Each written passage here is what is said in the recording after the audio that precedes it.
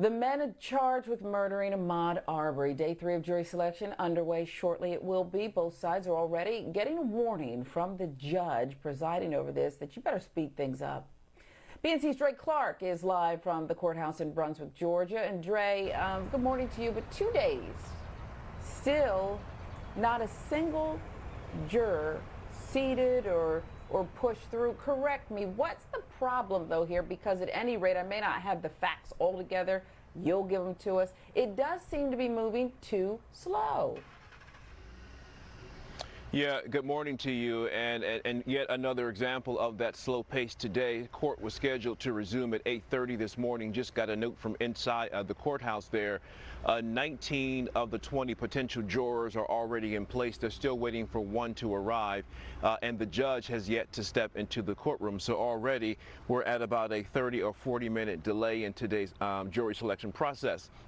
Yesterday, the judge expressed frustration to both sides, telling them they need to move things along because this process is taking much too slow, and they have to eventually seat 12 jurors and 4 alternates. And obviously, it's a challenge because this case has generated so much media attention. Of course, Ahmaud Arbery shot and killed in February of 2020 here in Glenn County. His actual shooting happened in a neighborhood called Satilla Shores. And yesterday, a number of black people who traveled here from different parts of the country went back to that neighborhood along with Ahmaud's dad to pray at the location, actually 2 locations. One, that construction site where Ahmaud was seen looking at one of the homes under construction, and then they walked over to the area where he was shot and killed. It was very emotional, but I think when people walk that same route that he ran, it gave them a better sense of what happened on that day in February 2020. Many of them walking away and saying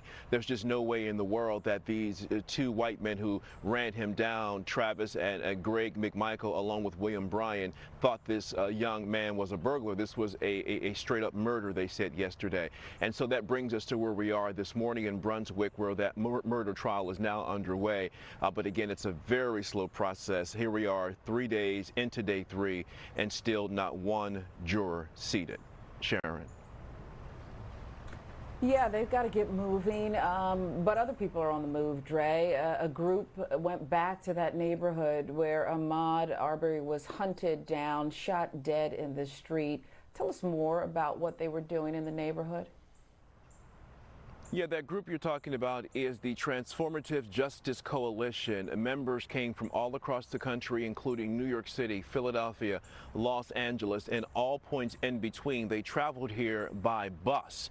They'll leave at the end of the week, and then they'll come back once the trial gets close to wrapping up. But every day here, they hold court, if you will, outside the courthouse, and they say things like justice for Ahmaud and other traditional rallies to keep people energized and focused on the assignment, and that is, they say, to make sure they do get justice for Ahmaud Arbery. Meanwhile, they did go back to that neighborhood, Satilla Shores, yesterday, to the area where Ahmaud Arbery was shot and killed, and they held prayer, they cried, they held hands, and they hugged. Again, they say their only purpose in being here is to make sure that justice is served for the killing of Ahmaud Arbery, and to also send an indication to his mother and father that they do not stand alone. They have a world community standing behind them, waiting and watching to make sure that every T is crossed, every I is dotted, and they hold everyone involved in this case accountable. So the end goal is to get 3 successful guilty convictions. Mm-hmm. Yeah, we only got about 30 seconds left, Dray. I'm so curious, though, and I wanted to ask you, Satilla Shores, I'm so curious about who lives in that neighborhood, who lives in the homes right outside Ahmaud Arbery shot dead, right outside their doorsteps. I want to know who those people are, what they're saying. Are they speaking out? Any indication? Do you know anything about them? It's a majority white community. I mean, the racial makeup here in Glynn County is 70% white, 30% black. And the majority of those 30% of blacks live on one side of town, which is not too far from where I'm standing. As for whether or not they're speaking out, no one really wants to talk about this case because, again, it's such a big deal. It's garnered so much attention, and they don't want to say the wrong thing. So rather than run that risk, they choose to stay quiet, just to kind of stay in their neighborhood, to try and also at the same time keep the peace. This is a very, very controversial and a very, it's created sort of intense environment, although we've not seen anything in the way of angry outbursts from anyone involved here. And I have to say there were several media reports 2 days ago saying that tensions were heated and all this type of stuff. That's nonsense. None of that has happened. It's been calm, it's been orderly, but it also has been very passionate because these people want to see justice. Yeah, no, you're right, and I know we got you there, so I feel good about that. I will say this, though, peace disturbed that day 600 plus days ago when shots rang out.